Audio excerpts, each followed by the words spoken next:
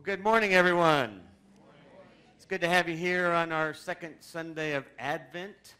And I want to make a couple announcements before we get started with the worship. And you'll see them in your bulletin. Just to highlight, though, particularly, of course, is the concert, which will be, actually, it's going to be a dual header. We're actually featuring both Elizabeth and, it was kind of a little mistake there, but we're featuring both Elizabeth and Peter Mayer.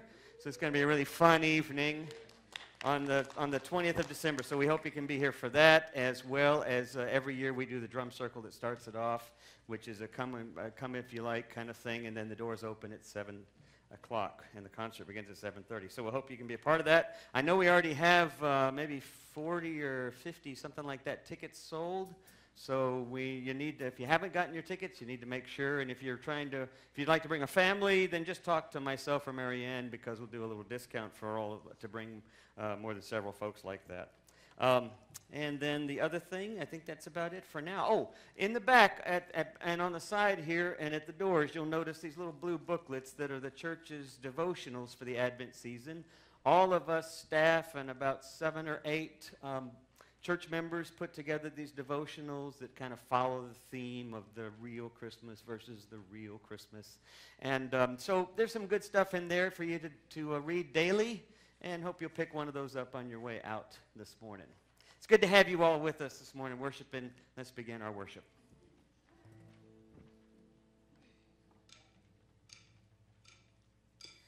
Comes a time for Christmas, and I really have to ask if this is feeling merry, how much longer must it last? I wish a one-horse open sleigh would come carry me away, but I've been waiting here all day, and one just hasn't come my way.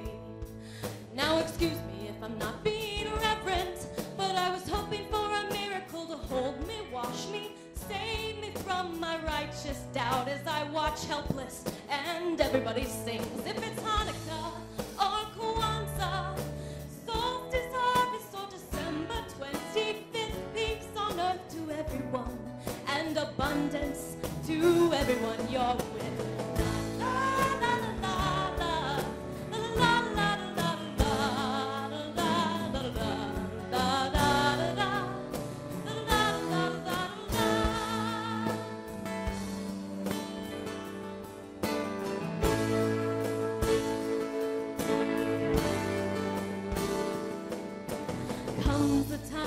Christmas, and as you raise your Yuletide flask, there's like this feeling that you carry, as if from every Christmas past.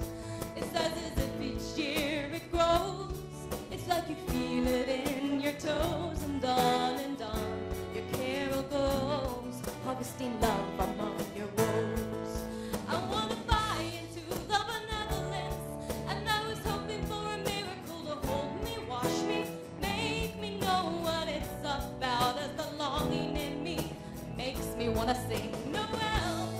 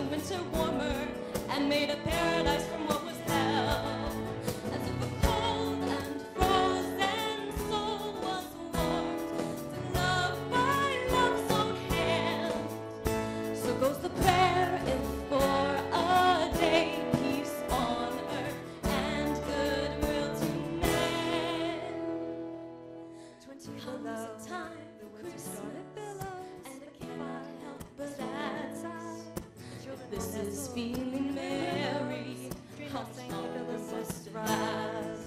I wish a one-horse open Christmas, and I cannot help but ask, but I've been waiting all day. How much longer must I wait? It's a good cheery Christmas, and I cannot help but ask. Dawn and dawn, this is scary merry, how much longer must I wait? Oh, Christmas, and I cannot help but ask. How much longer must I to everyone you're with? And I cannot help but ask. Longer must it last? The time for Christmas, and I cannot help but ask. This is merry, how much longer must it last?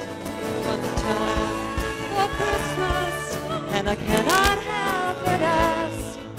If this is really merry, how much longer must it last?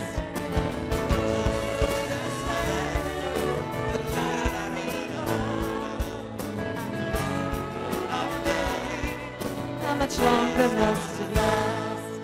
I wish a one-horse open sleigh would come carry me away, and I'll keep waiting through next May until Christmas comes my way.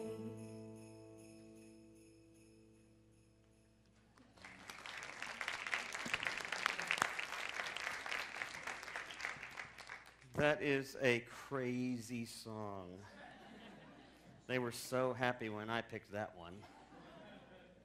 And they did an awesome job. And would Mike, would you pull up the slide 7 for that song again, the words in there? A Blues Traveler did this song, and it's you might have picked up on a little bit of the pessimism that's present in this song, with just a tinge of the hope at the end of it. It seems like Christmas every year comes around. We're still kind of where we've always been as a people, in the midst of trying to also sort of create joy for the little ones and maybe a little bit of joy for ourselves, but the reality of the world is still sort of shrouded with this, with pain and suffering and violence. And so it says here in verse this verse, as if a cold and frozen soul was warmed to love by love's own hand, so goes the prayer, if for a day peace on earth and goodwill to men, if only just for a day. But that's the challenge, I think, of Christmas, to think of this season of Christmas as not being simply a day, obviously, and yet to move beyond the cliche of Christmas lasting all year as well. So we start off our first Sunday, last Sunday, with the idea of what it means to be present to this darkness, the reality of our world, and how we are encouraged, invited to stay awoke with it, to be present with the pain and the suffering, if it's our own or perhaps with that around the world, but to literally sit and be present. Because sometimes the light is brightest when it shines through the darkness, but only then. So today we're going to talk about receive. How do we receive? The fine art of receiving at this time. Let's stand together. We'll have a prayer. Let's pray. Holy One, for an opportunity to come together once again, always we give thanks. We have this time with our community, this time to celebrate in music, to celebrate in song, and in some ways to experiment in how we experience our worship together. We give you thanks for all of these things and hope that our ears and our eyes and our minds are open, that we might receive from one another. Amen.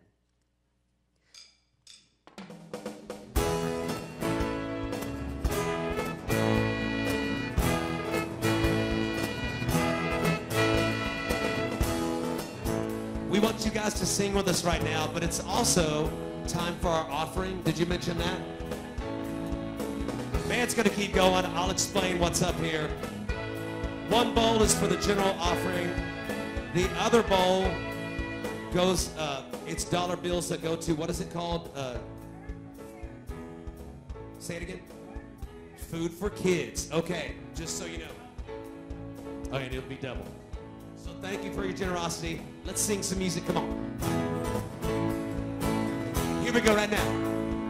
Joyful, joyful, we adore thee, God of glory, Lord of love. Hearts unfold like clouds before thee, opening to the sun above. Melt the clouds of sin and sadness, drive our fear and doubt away. Healer of emotional gladness, fill us with the light of day. Hey!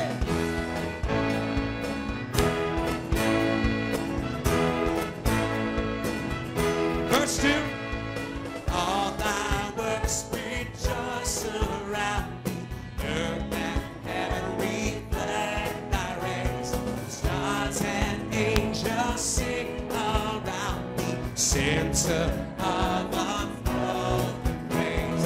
Hill and forest, hill and mountain, valley, meadow, flashing sea, chanting bird and flowing fountain, call us to rejoice in thee.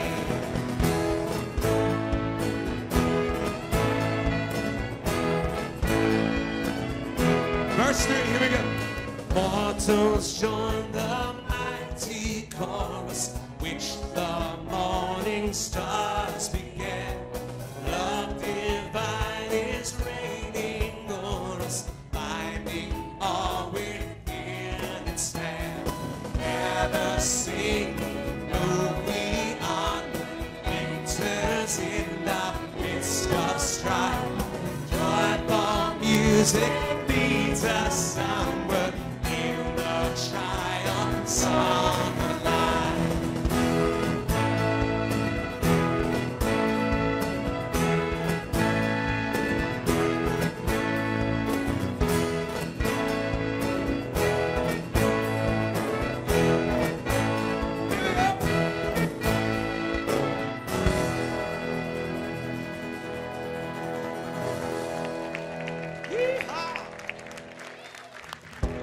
Take a moment and greet each other with signs of peace, would you please? Up. Group hug.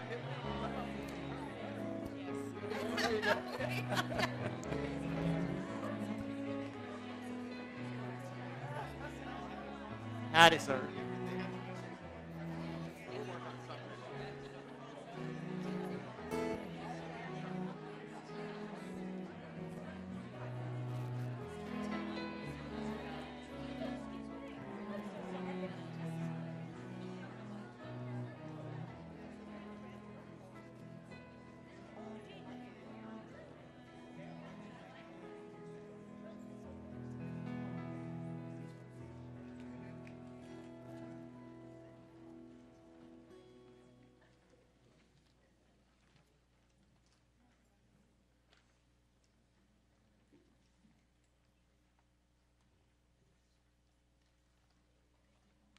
I'll introduce this. Looks like we're waiting for an introduction, but this is the Jim Carrey version of How the Grinch Stole Christmas. And again, it's sort of our counter, the real versus the real. Take a look at this and just maybe think about what it is that Cindy Lou is offering in this. Cindy Lou who? Some of y'all, most of y'all, who has not read the Dr. Seuss? Now don't show me that. Who has read the Dr. Seuss? Grinch the Star. Okay. This is Cindy Lou's encounter with the Grinch as Santa.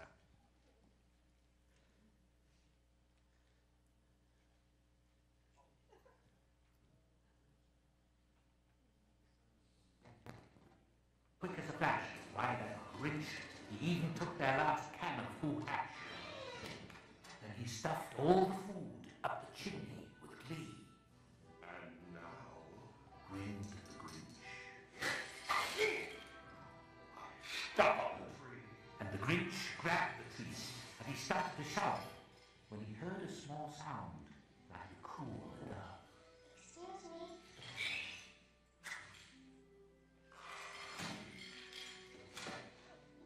The Grinch had been caught by this tiny little daughter who got out of bed for a cup of cold water. Santa Claus, what are you doing with our tree? But But you know, that old Grinch was so smart and so slick.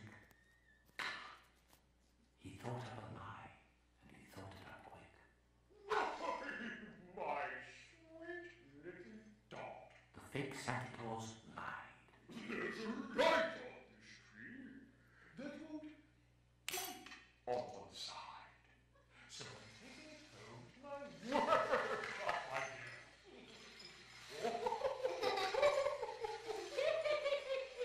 I'll fix it up there, and I'll bring it back here. Sam, what's Christmas tree about? Vengeance! I mean, presents, I suppose. I was afraid of that.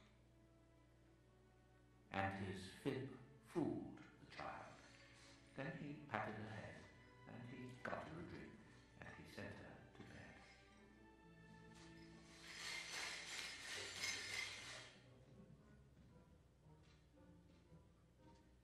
Santa, What?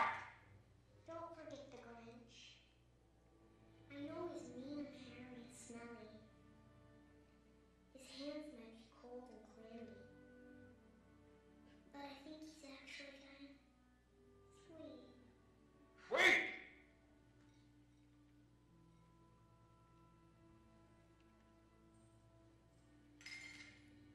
You're thinking sweet. Merry Christmas, Santa.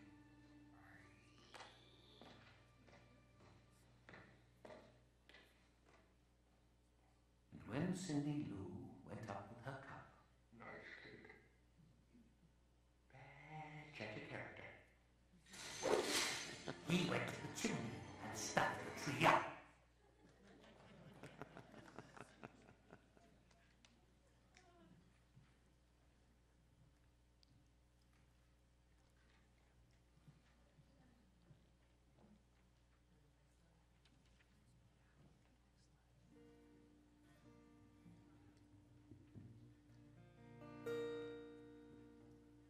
Please sing along. I think the words are in the bulletin, right? And back here.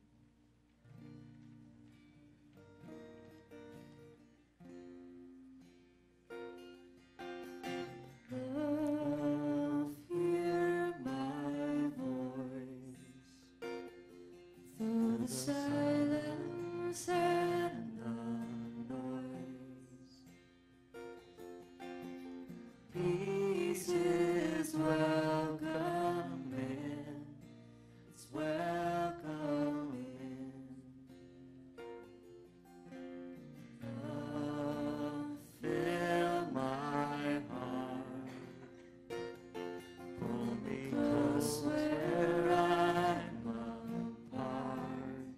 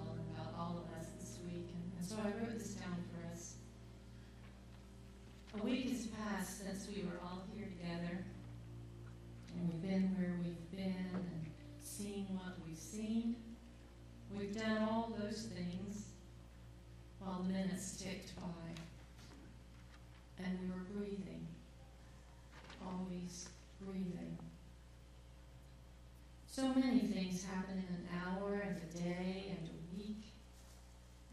Maybe you found words to say to your daughter or to a friend that made things a little easier. Or maybe you discovered an old letter stuffed in the drawer somewhere and it made you feel sad. Maybe you made a great presentation at work and wowed everyone. Or maybe you were late again for school and missed a deadline. Maybe you decided to ignore a call that popped up on your phone. Maybe all those things, maybe none of them, I don't know, but breathing. Always breathing. Maybe at the museum you saw the docent standing still and silent, walled by images and philosophies from other worlds, their paint and stone transported and surviving these hundreds of years. And the docent stood there silent, but breathing, always breathing. The protests and the funerals shared the same days, and we wonder if a hybrid can emerge from the rebellion and the hope, or will there be another hanging tree? And there's breathing, always breathing. Except when someone says, I can't breathe. So many things as the minutes tick by. Maybe you saw your father's hand shaking when he lifted the coffee cup and you remember thinking, when did that start? And in the other room, the baby took her first step and the naked moon rose nearly full and hung just above the tower. And there was breathing. Always breathing. And now here we are together with all these things that we've seen and all these places we've been and all that we've done since we sat here last week. Through it all, we were breathing without much effort or thought, sustained through it all by the rising and falling of the chest. Steady rhythm of life moving in and out of our bodies, making us one. So it's right to sit here and think about our breathing, to listen to our own and to each other's breathing, and to remember again that breath and spirit from words from the same language bank. They both mean life. They are both gifts, given without our asking, distributed to the masses. Breathing, always breathing, a sacred thing.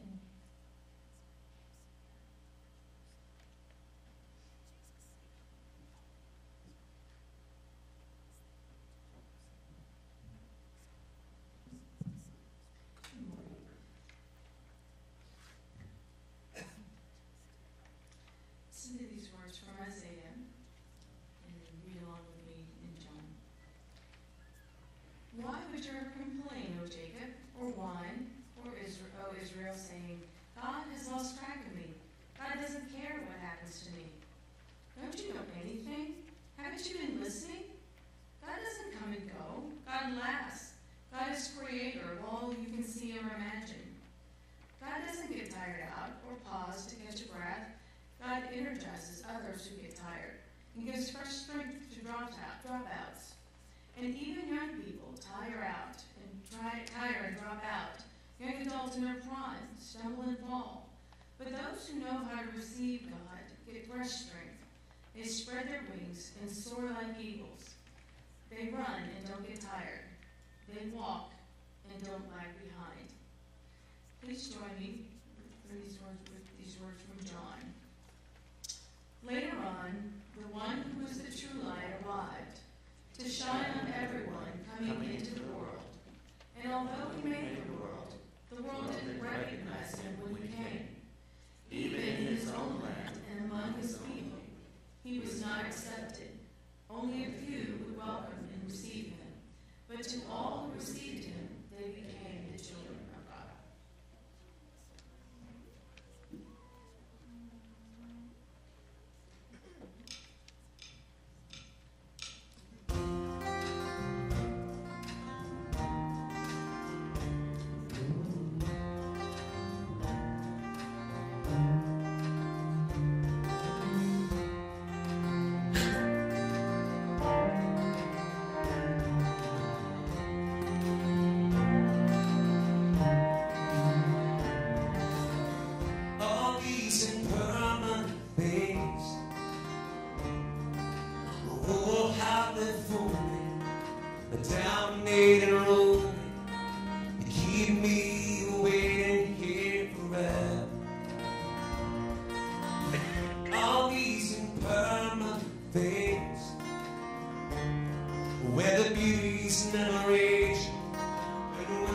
restless and raging. You know we always stand a long way together. So I keep hanging on to things that never stay, things that just keep stringing us along from day to day.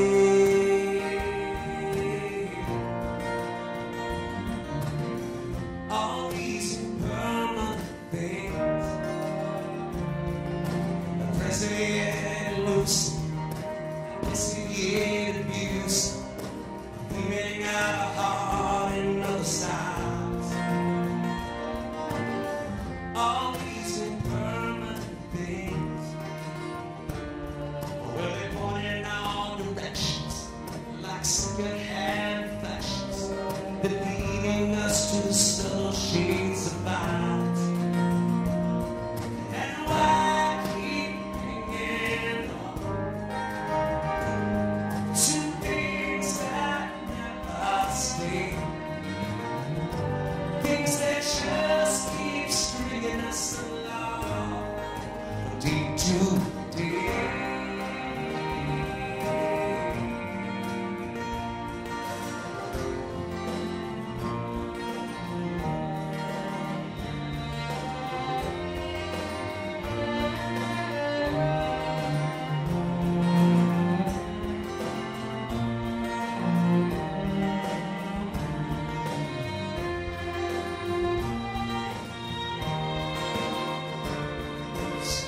All these impermanent things, well, they're trying to convince me, entice my soul to rinse me, purge my mind of honesty and pride. All these impermanent things,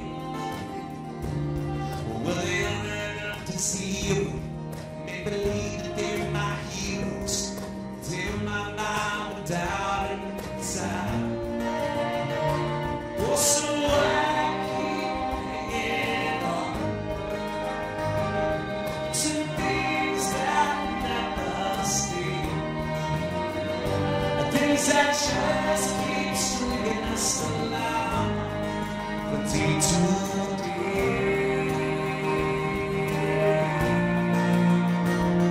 Yeah.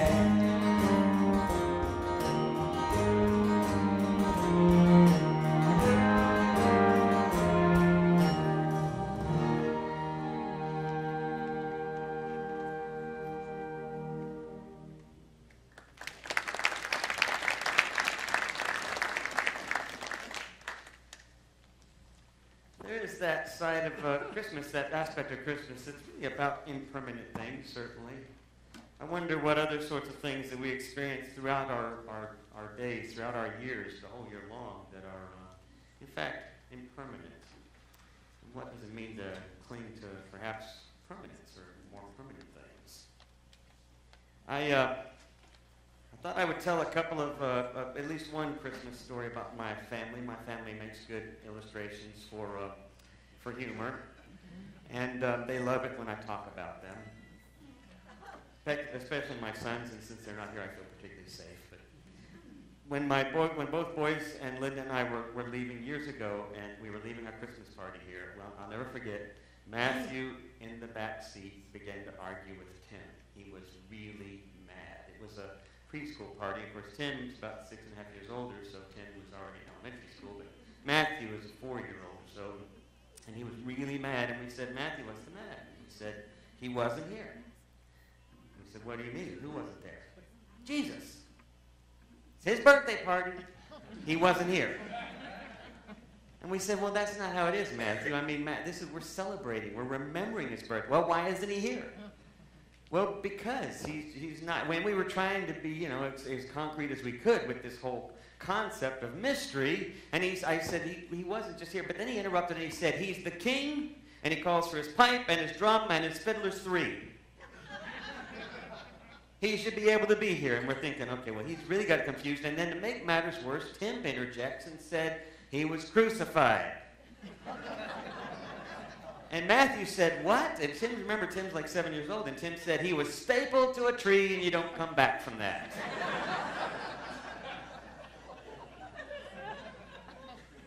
Maybe you'll have a little sympathy for us. Both kids have grown up to be really great guys.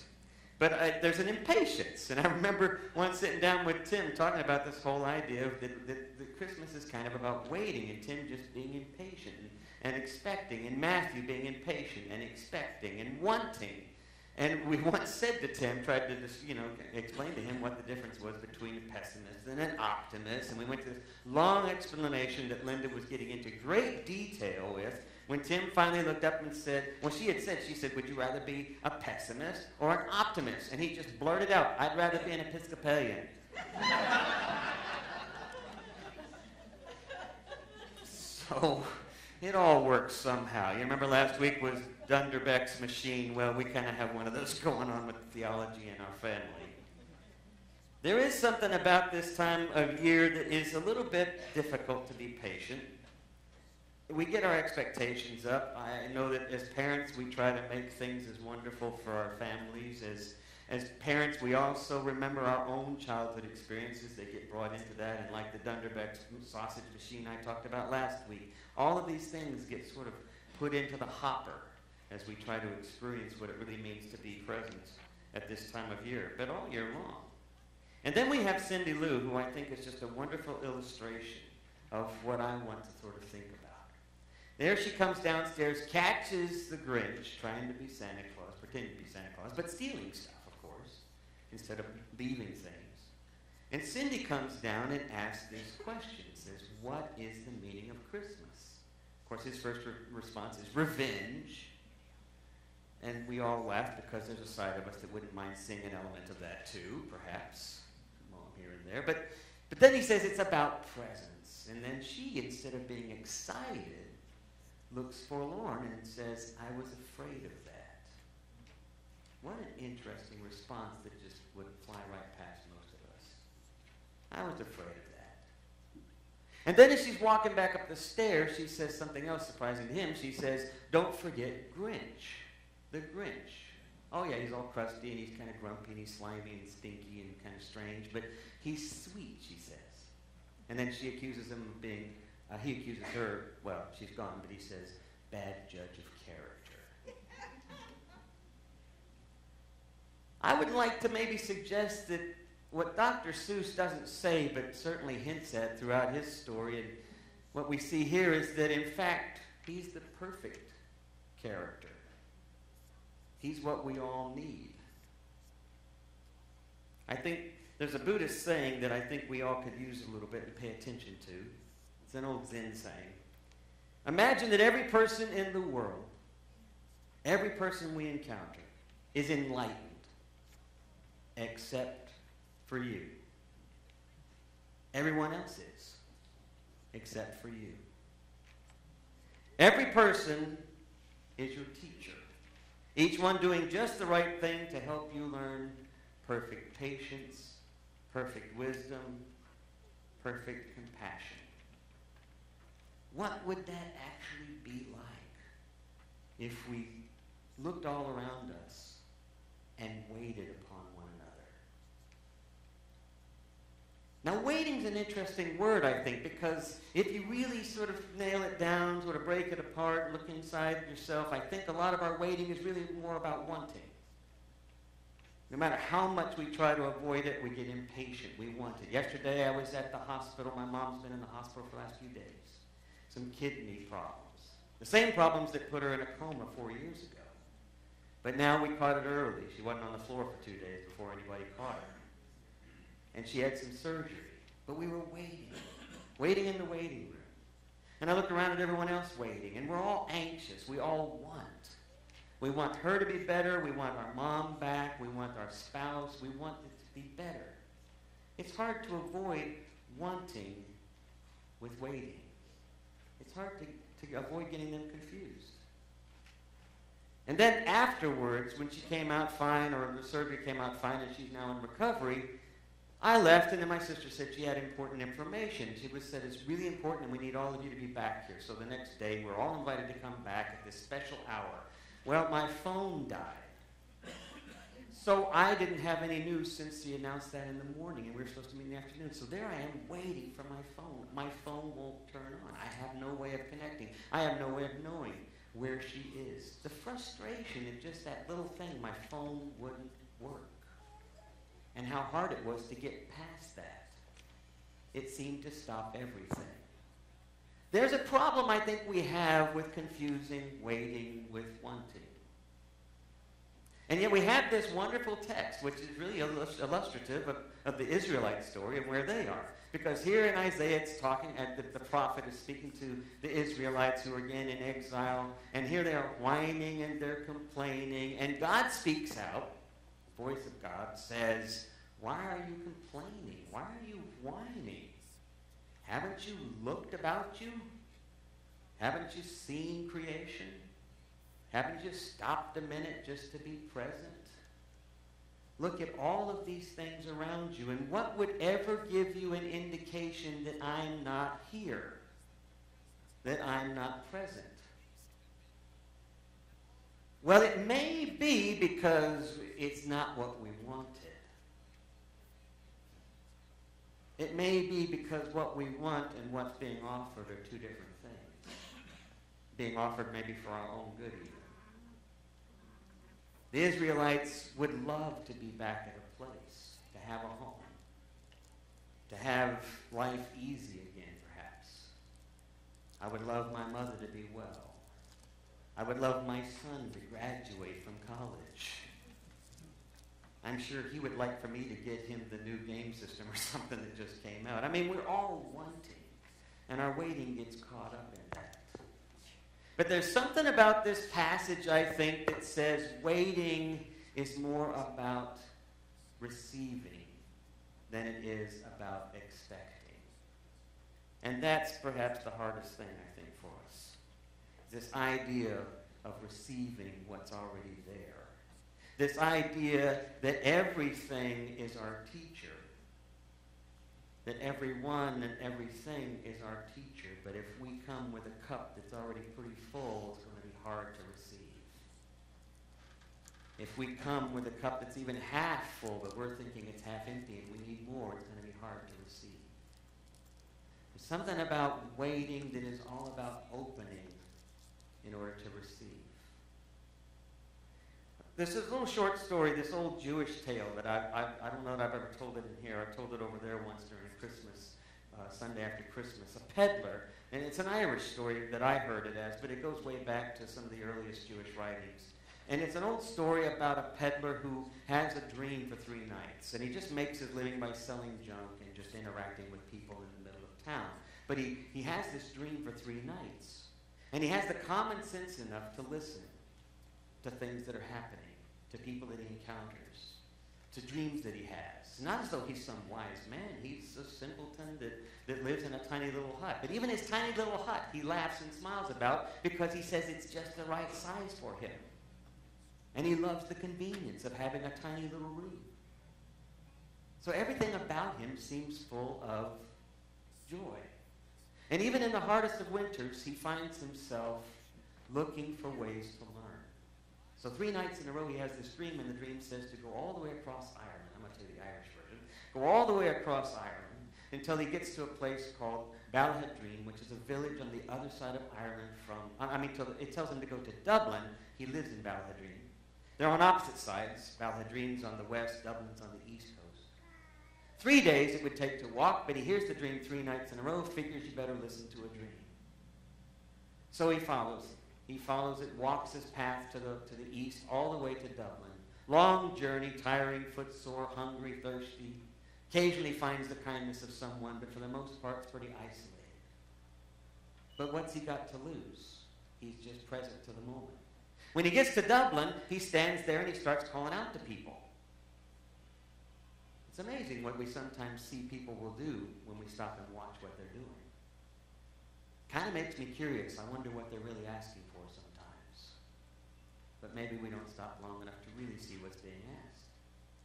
He's calling out to people, and they're going, I don't want to have anything to do with that. That's a strange kind of guy in a corner calling out to people about something, some kind of a dream. Do I know him? I don't know him. I don't want to know him. They walk on the other side of the street until finally one innkeeper comes out, looks at the old guy, and says, I've been watching you. You're an interesting-looking character. Why don't you come inside? We'll give you some soup. So he comes inside, tells the innkeeper the whole dream. The innkeeper and his help all laugh at his expense, telling him he's an old fool because only old fools will follow a dream, and it's taken him 3 days to go somewhere from wherever he came to get there. 3 days, all because of a dream, and once he got a bowl of soup. And then he looks at the peddler and he says, I was telling my wife the other day, only fools listen to dreams. If I had listened to a dream, I'd be walking off to the to the west for 3 days, to a little village called Ballahadreen. I'd climb a hill outside the village. There's a little shack there, and inside the flower bed, down beneath the dirt, there's supposedly some kind of a treasure. Before the innkeeper could finish the last word, the peddler was up. He was running out the door. 3 days later, he got back. Actually, less than 3 days to get back. Once you hear something that actually confirms a dream, you tend to move a little faster. I believe Isaiah says you tend to walk without lagging behind once you've really received something. He gets there and he finds the treasure buried beneath the same place where he'd always lived before, right beneath his garden, been there for generations. The old story says that he took the treasure, and some say that he had a wonderful life for the rest of his life. But the Irish version is interesting. It says, no one knows what was in the box. All they know is that now there was a new place at the edge of Ballahadreen that was an inn for people who traveled this way and that, to always have a place no matter what. And there was always food. And the old man, the old peddler, stayed in the same cabin the rest of his days because it was convenient. I grew up in an abusive family. My father was an amazing individual, but not a great father. All of us have had experiences where our lives are caught up in some form of darkness and challenge. Whether it's a sibling that we kind of hold a resentment toward, whether it's a coworker, we all have these things. It's hard to get around them, people that frustrate us, all the way to people that we feel have wronged us. It's difficult to wait upon those things. My father, bless his soul, for all of his life, was always distant. And as a child, when I was a child, as a young parent, he was abusive. My parents separated when I was young. We moved to Fort Worth. But years and years later, when I'm raising my own son, our older son went through a number of challenges and some pretty hard times. Won't go into details, but it was difficult. And I remember the few times that I would talk to my father, because our relationship remained somewhat estranged except for a yearly encounter. Early on, as I tried to encounter with my father, I would always try to get him to do what every child wants their parent to do. I would beg in all of my behavior and all of my longing and all of my attitude and all of my presence. It was begging for affirmation, for attention, for what any of us seek in our relationships. But of course, it was never there. As a young adult, I began to realize I've been going about this all along. Now, it may have been because of some classes in college. I don't know why I suddenly decided to listen in this direction, but I simply decided to let go of that. My father wasn't capable of loving. So I would just visit him. I would travel once a year, twice a year, spend a little time just to be present, listen, celebrate or talk about whatever he was doing, and then leave. And then years later, as I started going through some challenges with my own son, raising him and dealing with what he was dealing with, my father would call every now and then. And I'm not sure if he meant to be helpful or not, but he responded out of the only way he knew how. And he said, if I were you, I would kick him out. I would disconnect with him before he drains every ounce of life and money out of you because of the things he was going through. And I smiled and I just said, well, we're just going to do things differently. But that was how he kept responding to that way. And I continued to visit him from time to time. I don't know how hard it is for you sometimes when you're in a relationship, as it was for me, to want instead of wait. Now, of course, I'm not talking about sticking around in an abusive relationship. I would never suggest something like that. But even from a place of observation, even from a place of distance, this idea that everything is a teacher, that everyone is a teacher, this idea still haunts me and makes me wonder. The year before my father died, my son had been in rehab and had been coming back home, and everything had sort of come back around. And if you see my son now, years later, he's a great kid, and we have a granddaughter and a great, wonderful daughter-in-law. And he's still as quirky as ever, and he'll do some bizarre things that embarrass the heck out of us on Facebook. But we celebrate them with pride. My father called up a few months before he died, and he said, "So your son, so Tim's back?" And I said, "Yeah, we're pretty excited." And then he echoed what he'd said before, because that's all he knew. And he said, "If I were you, I would have thrown him out and discarded him and abandoned him the way he had you."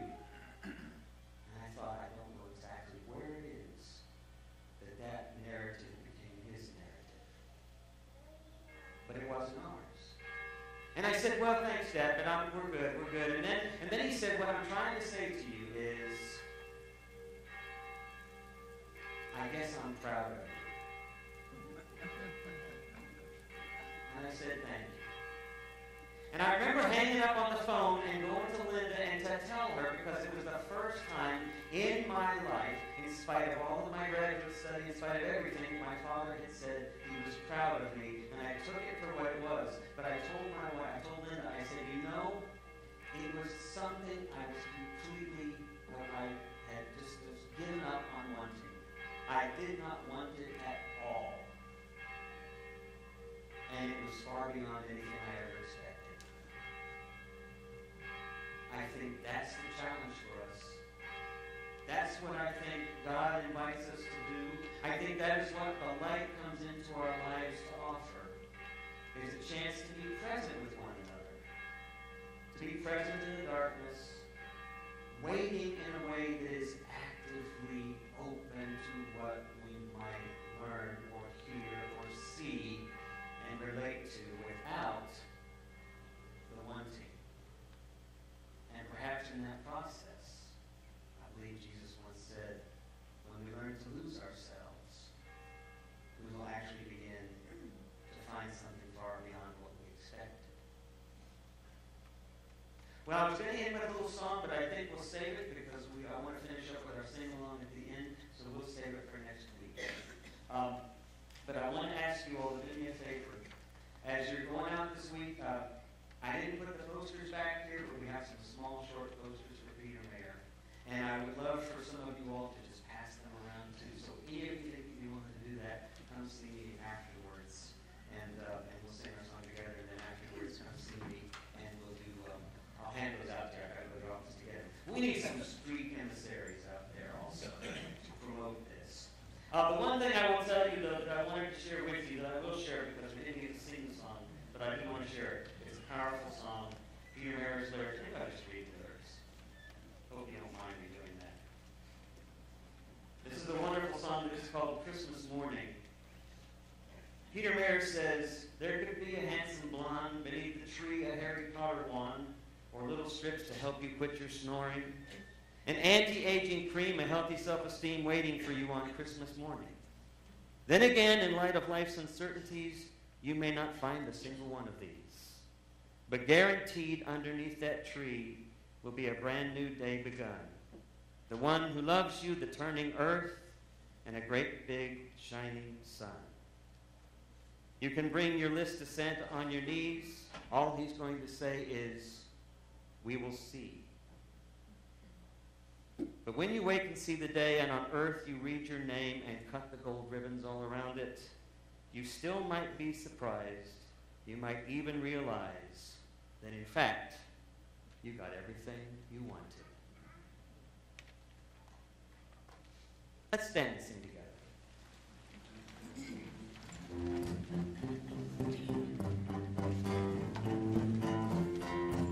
Here we go. Love came down at Christmas. Love, love, love divine. Love was born at Christmas. Stars and angels in the sky. Love shall be our token. Love heals and love divine. Love from God to one of us. Love will be in the sky. Love came down at Christmas. Love, love, love divine. Love was born at Christmas. Stars and angels gave the sign. Stars and angels gave the sign.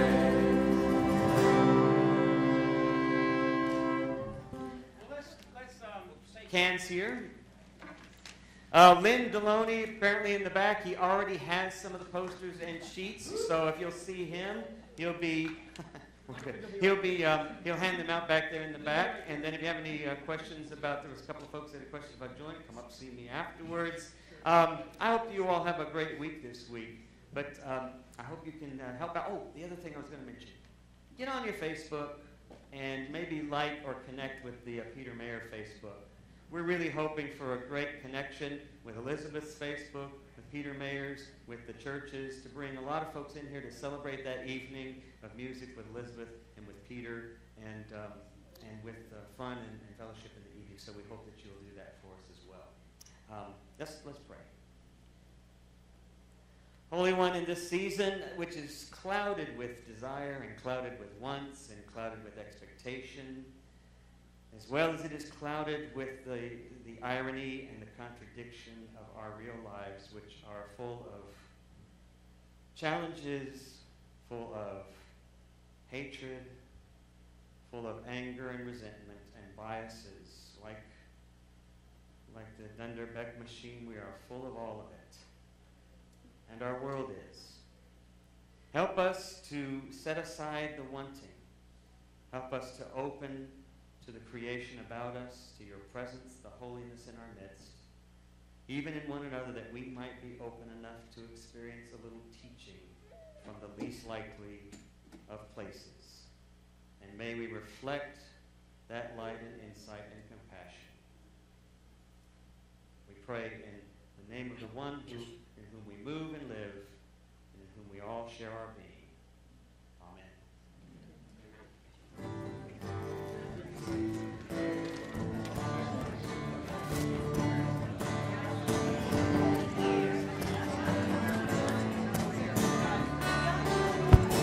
Feliz Navidad, Feliz Navidad, Feliz Navidad, prospero año, felicidad. Feliz Navidad, Feliz Navidad, Feliz Navidad, prospero año, felicidad.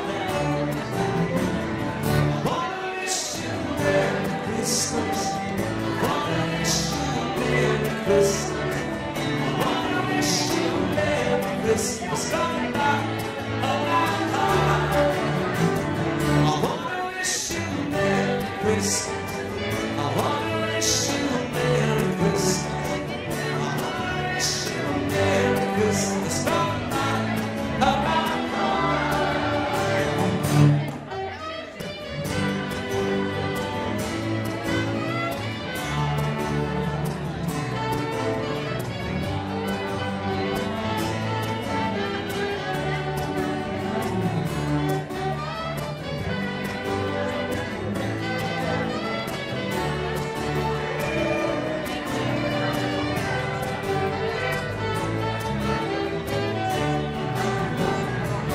Feliz Navidad,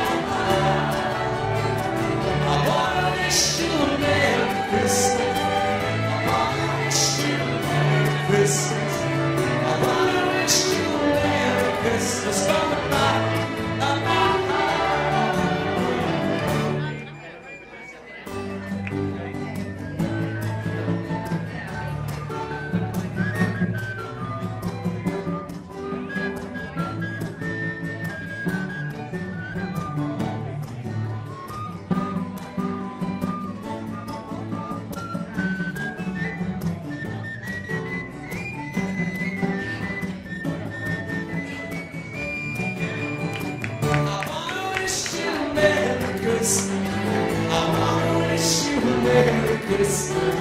I want to wish you a Merry Christmas from the bottom of my heart. I want to wish you a Merry Christmas. I want to wish you a Merry Christmas. I want to wish you a Merry Christmas from the bottom